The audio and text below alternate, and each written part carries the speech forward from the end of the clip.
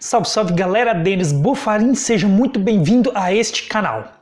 Bom, neste vídeo tem uma informação extraordinária, como no vídeo passado também.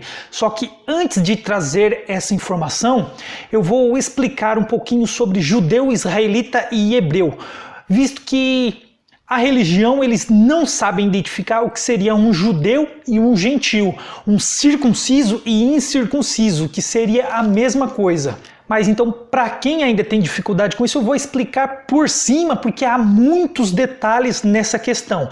Mas vai dar para entender muito bem sobre a informação que eu quero trazer aqui. Então vamos lá. Abraão, ele era hebreu. Hebreu por descendência de Eber. Eber foi da descendência de Sem. Sem que foi filho de Noé. Eber, ele se recusou a ajudar Nimrod a construir a Torre de Babel. Por isso Deus preservou a língua de Eber, que seria o hebraico, e assim a sua descendência, que seria hebreu. Abraão então vem dessa descendência.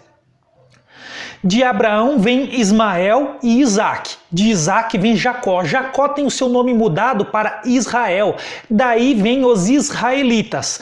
De Abraão, que veio de Eber, veio os hebreus. E de Jacó, então que teve o nome mudado para Israel, vem os israelitas. De Israel, que é Jacó, vem as 12 tribos de Israel.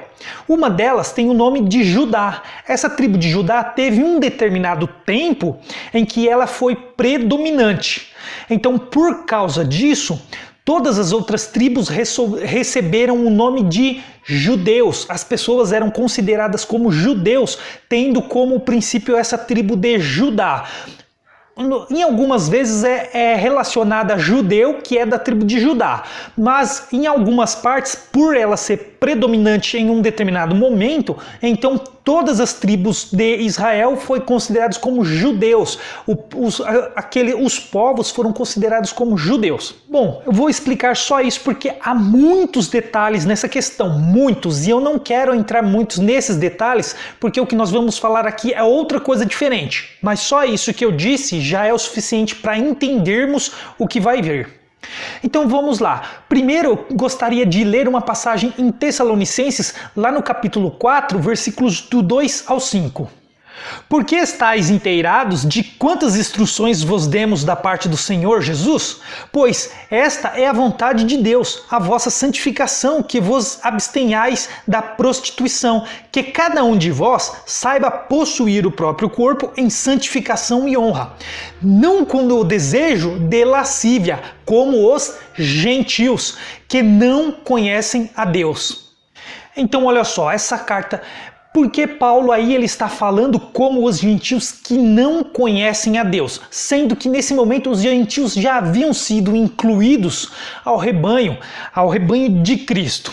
Essa parte é aquela em que ele vai falar sobre o arrebatamento, que está lá embaixo ainda nos versículos seguintes, mas eu não quero entrar nessa questão.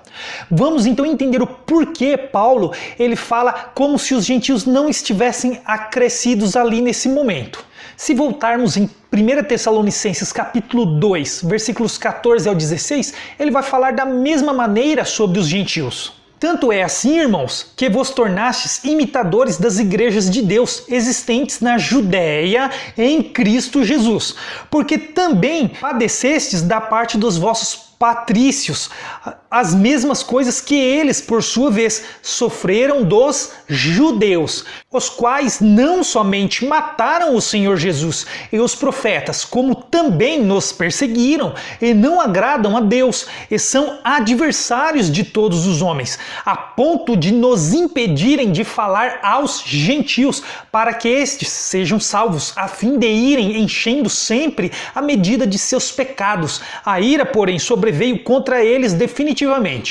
Então olha só como Paulo ele fala sobre os gentios nessa carta aos Tessalonicenses. Mas por que ele fala dessa maneira? Os Tessalonicenses é uma comunidade judaica, é formada somente por judeus. A igreja de Tessalônica é uma igreja judaica, só tem judeus. E isso podemos ver quando se iniciou essa igreja dos Tessalonicenses. Lá em Atos, capítulo 17, versículos do 1 ao 5. Tendo passado por Anfípolis e Apolina, chegaram a Tessalônica, onde havia uma sinagoga de judeus. Paulo, segundo o seu costume, foi procurá-los e por 3 sábados arrasou com eles acerca das Escrituras, expondo e demonstrando ter sido necessário que o Cristo padecesse e ressurgisse dentre os mortos. E este dizia: Ele é o Cristo, Jesus, que eu vos anuncio. Alguns deles foram persuadidos e unidos a Paulo e Silas, bem como numerosa multidão de gregos piedosos e muitas distintas mulheres. Os judeus, porém, movidos de inveja, trazendo consigo alguns homens maus dentre a malandragem, ajuntando a turba, alvoroçaram a cidade e assaltaram a casa de Jasson, procuravam trazê-los para o meio do povo. Então olha só, nesse momento foi o momento em que Paulo pregou a Tessalônica e onde ele converteu muitos judeus. Nesse momento era o começo de Paulo ainda, ele havia acabado de se converter. E a princípio ele converteu muitos judeus, assim como alguns gentios. Só que no começo ele convertia mais judeus, assim como os apóstolos, outros apóstolos, Pedro, João, eles converteram muitos judeus nesse momento. O grande problema de toda a igreja de Cristo vão ser justamente alguns desses judeus que não creram que Cristo foi o Messias. Uma outra carta que é enviada somente para judeus também é a carta de Hebreus, como o próprio nome fala, Hebreus, que lembra que eu falei que Hebreus é de Abraão. Abraão, ele era um hebreu que veio de Éber, e era essa descendência. Então os hebreus eram formados somente por judeus, por israelitas, hebreus. Então eram o povo de Deus escolhido antes da cruz de Cristo. Então as cartas de Hebreus foram enviadas somente aos judeus, israelitas, aos hebreus. Olha alguns versículos que interessante. Hebreus capítulo 6, versículo 19 e 20. A qual temos por âncora da alma segura e firme e que penetra além do véu, aonde Jesus como precursor entrou por nós, tendo se tornado sumo sacerdote para sempre, segundo a ordem de Melquisedeque. Aí essa carta aos Hebreus informa que Jesus ele entrou além do véu, se tornando então sumo sacerdote segundo a ordem de Melquisedeque, e não segundo a ordem do sacerdócio levítico, que era da lei de Moisés. Hebreus 7, versículo 5. Ora, os que dentre os filhos de Levi recebem o sacerdócio têm mandamento de recolher de acordo com a lei os dízimos do povo, ou seja, dos seus irmãos, embora tenham estes descendido de Abraão. Então olha só, Paulo tentando ensinar eles, os hebreus, que essas coisas eram da lei de Moisés e que agora o sacerdócio é Cristo. Paulo o tempo todo ele ensina contra a lei de Moisés, que não é necessário mais cumprir a lei de Moisés, que toda a lei foi dada ao cumprimento de Jesus até a cruz de Cristo. Toda a lei era um simbolismo de tudo que haveria de vir, do Messias que havia de vir e acabar com tudo na cruz, se tornando então o sacerdote. Hebreus 9, versículo 10. Os quais não passam de ordenanças da carne, baseadas somente em comidas e bebidas e diversas abluções, impostas até ao tempo oportuno de reforma. Aí são ordenanças da carne, de comidas e bebidas. Paulo se refere às festas fixas, à festa da Páscoa, que hoje eles dizem que é a Santa Ceia. E abluções, o significado de abluções é banho, lavagens, lavaduras do corpo ou de parte dele, batismos, imersões. Então o batismo ele foi imposto até um tempo de reforma, assim como a Páscoa ou Santa Ceia. Então Paulo o tempo todo ele exorta os judeus, os israelitas, os hebreus, que toda a lei de Moisés, ela se cumpriu em Cristo na cruz e que não eram para continuar realizando os preceitos da lei, as tradições da lei de Moisés. Hebreus 10, 25. Não deixemos de congregar-nos como é costume de alguns, antes façamos admoestações e tanto mais quanto vedes que o dia se aproxima. Então essa passagem Paulo está falando segundo aqueles judeus que deixavam de se congregar em Cristo na graça junto com os apóstolos para voltarem à lei de Moisés, para voltarem aos rituais, às ordenanças da lei, porque a lei era segundo Moisés. Nessa época, aqueles que professavam o nome de Cristo, que reuniam junto com os apóstolos, eles estavam sendo perseguidos. E por causa de outros judeus que não creram que Cristo era o Messias, esses persuadiam alguns e faziam com que eles deixavam de congregar junto com os apóstolos na graça. E esses voltavam às ordenanças da lei de Moisés. Eu não vou continuar lendo, mas é só ler até o versículo 29, como isso é muito claro. Ali fala que eles deixavam a graça para voltar à lei de Moisés. Outra carta enviada somente para judeus é os Gálatas. Podemos ver em Gálatas 1, versículos 6 e 7. Admira-me que estejais passando tão depressa daqueles que vos chamou na graça de Cristo para outro evangelho, o qual não é outro, senão que há alguns que vos perturbam e querem perverter o evangelho de Cristo. Então olha só, vamos ver mais para frente que realmente Paulo ele está se referindo à lei de Moisés. Eles estavam deixando a graça para voltar à lei. Gálatas 3, versículos do 12 ao 14. Ora, a lei não procede da fé, mas aquele que observar os seus preceitos, por eles viverá. Cristo nos resgatou da maldição da lei, fazendo-se ele próprio maldição em nosso lugar, porque está escrito: maldito todo aquele que for pendurado em madeiro, para que a bênção de Abraão chegasse aos gentios em Jesus Cristo, a fim de que recebêssemos pela fé o Espírito prometido. Então olha só, quando ele fala que nos resgatou da lei, ele não está falando os gentios, ou seja, não é nós os gentios. Mas quando ele diz, ele fala nós, ele fala sendo judeu, porque Paulo era romano, mas ele era judeu da tribo de Benjamim. Então ele fala que Cristo resgatou eles, os judeus da lei de Moisés, para colocá-los na graça, pela fé, junto com os gentios. Gálatas 4, versículos 9 e 10. Mas agora que conheceis a Deus, ou antes sendo conhecidos por Deus, como estáis voltando outra vez aos rudimentos fracos e pobres, aos quais de novo quereis ainda escravizar-vos? Guardais dias e meses e tempos e anos. Gálatas 5, versículo do 4 ao 6. De Cristo vos desligastes, vós que procurais justificar-vos na lei, da graça decaíste, porque nós, pelo Espírito, aguardamos a esperança da justiça que provém da fé, porque em Cristo Jesus nem a circuncisão e nem a incircuncisão tem valor algum, mas a fé, que atua pelo amor. Capítulo 6, versículos do 10 ao 13. Por isso, enquanto tivermos oportunidade, façamos o bem a todos, mas principalmente aos da família da fé. Vede com que letras grandes vos escrevo de meu próprio punho. Todos os que querem ostentar-se na carne, esses vos constrangem a vós circuncidardes, somente para não serem perseguidos por causa da cruz de Cristo.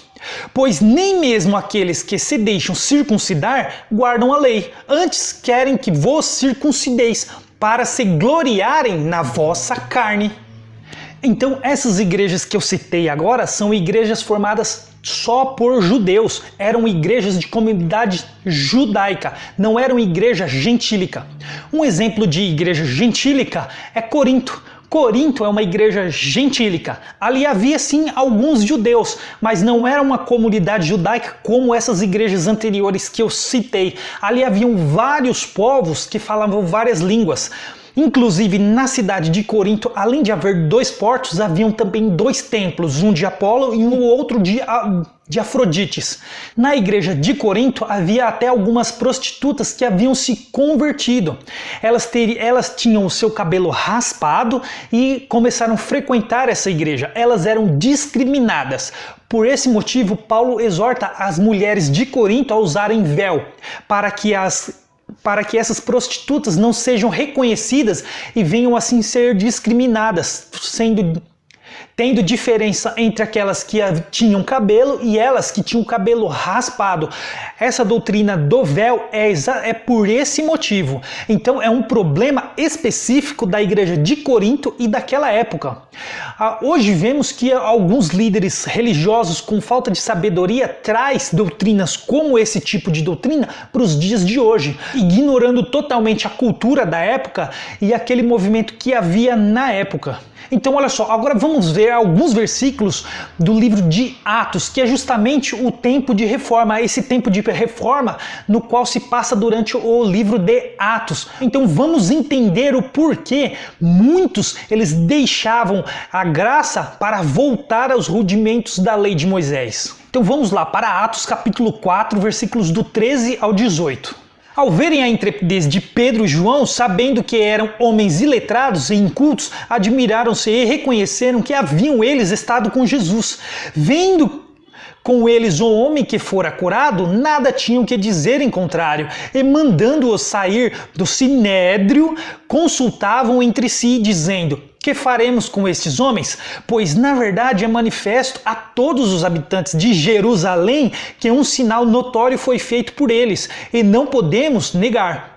Mas para que não haja maior divulgação entre o povo, ameacemo-los para não mais falarem neste nome a quem quer que seja. Chamando-os, ordenaram-lhes que absolutamente não falassem nem ensinassem em o nome de Jesus. Então olha só, os próprios judeus, os principais da sinagoga dali de Jerusalém, eles estavam preocupados que os apóstolos estavam ensinando em nome de Jesus e curando as pessoas. Eles ficaram preocupados com isso e passaram então a perseguir os apóstolos por causa do nome de Jesus. E isso fez com que muitos judeus que se converteram a Jesus, eles deixavam a graça e voltavam aos rudimentos da lei de Moisés. Atos capítulo 5, versículos do 40 ao 42. Chamando os apóstolos, açoitaram-nos e ordenando-lhes que não falassem em o nome de Jesus, os soltaram. E eles, se retirando do sinédrio, regozijando-se por terem sido considerados dignos de sofrer afrontas por esse nome. E todos os dias, no templo e de casa em casa, não cessavam de ensinar e de pregar Jesus Cristo. Então olha só, eles perseveravam no templo para pregar sobre Jesus Cristo, dizendo que não havia mais necessidade de ir ao templo, e eles então traziam as pessoas que se reuniam no templo para as casas, as reuniões que aconteciam nas casas. Só que muitos eram perseguidos e muitos abandonavam esses ensinamentos dos apóstolos para voltarem às ordenanças da lei de Moisés. Atos 26, versículos do 6 ao 12. E agora estou sendo julgado por causa da esperança da promessa que por Deus foi feita aos nossos pais, a qual as nossas 12 tribos, servindo a Deus fervorosamente de noite e de dia, almejavam alcançar. É no tocante a esta esperança, ó rei, que eu sou acusado pelos judeus, porque se julga incrível entre vós que Deus ressuscite os mortos? Na verdade, a mim me parecia que muitas coisas devia eu praticar contra o nome de Jesus, o Nazareno, e assim procedi em Jerusalém. Havendo eu recebido autorização dos principais sacerdotes, encerrei muitos dos santos nas prisões, e contra estes dava o meu voto quando os matava. Muitas vezes os castiguei por todas as sinagogas, obrigando-os até blasfemar, e demasiadamente enfurecido contra eles, mesmo por cidades estranhas, os perseguia. Com estes intuitos, parti para Damasco, levando autorização aos principais sacerdotes, e por eles comissionado. Então esse momento é Paulo que ele ia ser julgado e ele começa a contar o que aconteceu com ele. Ele perseguia aqueles que falavam de Cristo, só que aí era o caminho de Damasco, quando Jesus aparece para ele. Aí todo mundo conhece, eu não vou entrar nesse assunto. Então olha só galera, O grande problema sempre foram os judeus incrédulos, aqueles judeus que não creram que Jesus foi o Messias. Sempre foi os religiosos, aqueles que frequentavam sinagogas, aqueles que cobravam dízimo, aqueles que pregavam o batismo, a Páscoa ou Santa Ceia. Sempre foram esses religiosos que não deixavam os apóstolos, tanto Paulo como os outros, pregarem a graça de Cristo, pregarem que não tem mais batismo, não tem mais Santa Ceia, não tem dízimo, que não precisa frequentar o templo, não tem mais essas coisas. Esses judeus que não creram que Jesus era o Messias, eles perseguiam os apóstolos. Então, galera, olha só como o grande problema são os religiosos que impedem a graça de Deus, o que Cristo trouxe, o que Cristo fez na cruz e nos trouxe. O que impede são os religiosos, eles impedem o evangelho de Cristo crescer e se espalhar. Então ficou mais do que claro que eles é que são esses religiosos em que perseguiram os apóstolos, que eles perseguem esse evangelho de Cristo. Bom, galera, então esse foi o vídeo, eu vou ficando por aqui. Se você não é inscrito, se inscreva no canal, ative o sininho, e se você gostou desse vídeo, deixe o seu like e não perca os próximos vídeos, que assim como mensagens como esta, como essas histórias que aconteceram na palavra de Deus, eu vou trazer mais e elas estão mais claras ainda. Bom, então eu vejo você no próximo vídeo. Até lá!